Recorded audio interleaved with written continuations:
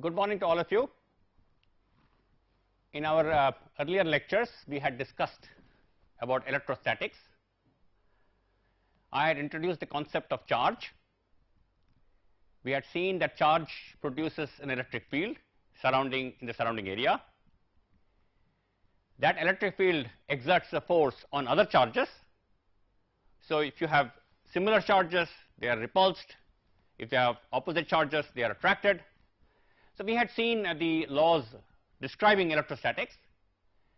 We had also obtained Gauss's law, which helps us to obtain electric fields of charge distributions, and we had discussed in detail the fields produced by different charge distributions. Now we move on to another topic, which is magnetostatics. So if you have a charge at rest, then the electrostatic force on the charge is because of an electric field. When this charge starts to move, then we find that other than this electric field, there is another force on the charge which is called the magnetic force. So whenever a charge is in motion, you can have an electrostatic force because of an electric field, and also a magnetic force because of another field which we define as the magnetic field. So these magnetic effects were discovered about 2,500 years ago, when they found that certain pieces of metals attracted other metal pieces, and so the field of magnetism was born. And there have been a lot of experiments by various people to discover laws governing the laws of magnetism and their relationship to electricity. So in this part of the module, we will study things about magnetism, magnetic fields, how magnetic fields are generated, what are the forces because of magnetic fields, and how we can employ them for various applications. So before we start discussing magnetic effects, I want to show you some simple demonstrations of magnetic effects, which many of you may have seen somewhere in during your studies. Okay, so we will start with some magnets which I am showing you here. This is called a bar magnet, and you can see here there is on the upper side a certain N, and on the other side a certain S. N corresponds to north and S corresponds to south. That's called a bar magnet. There is another magnet here which is called the horseshoe magnet. N corresponds to north here and S corresponds to south here. And you can have other shapes of magnets. For example, you have a ring magnet here. So you can have all kinds of magnets. Now, for example, I will show you that if I bring this, what is written as N, close to N here, then there is force of repulsion, as you can see here.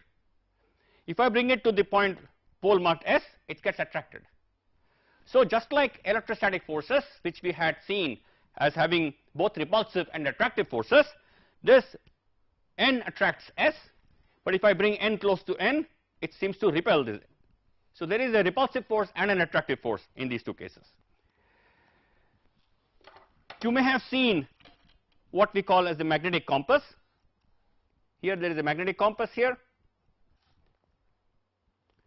There is a magnet which is suspended on a rotating fulcrum, and the magnet can rotate, and as you can see, it points along a certain direction.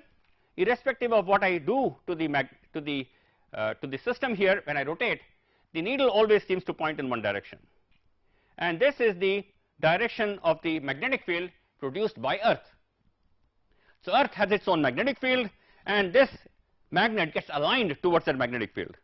So when we study magnetostatics, we will study what are the forces and torques on magnets like this, and how these magnets get aligned to different directions.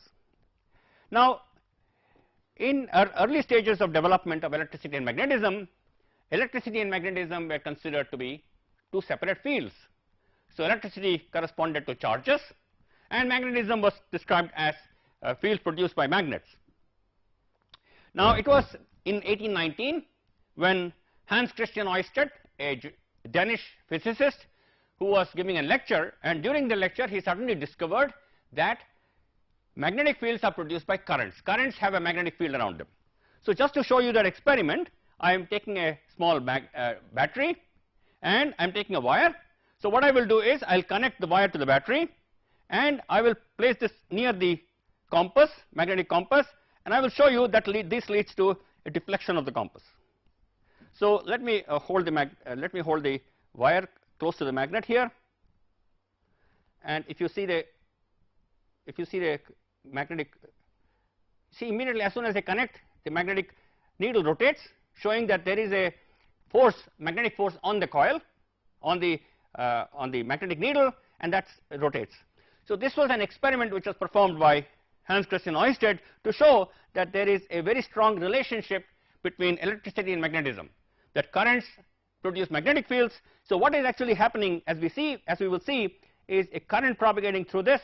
As soon as I connect the battery to this wire, there is a current flowing through the wire. That current generates a magnetic field. That magnetic field then affects the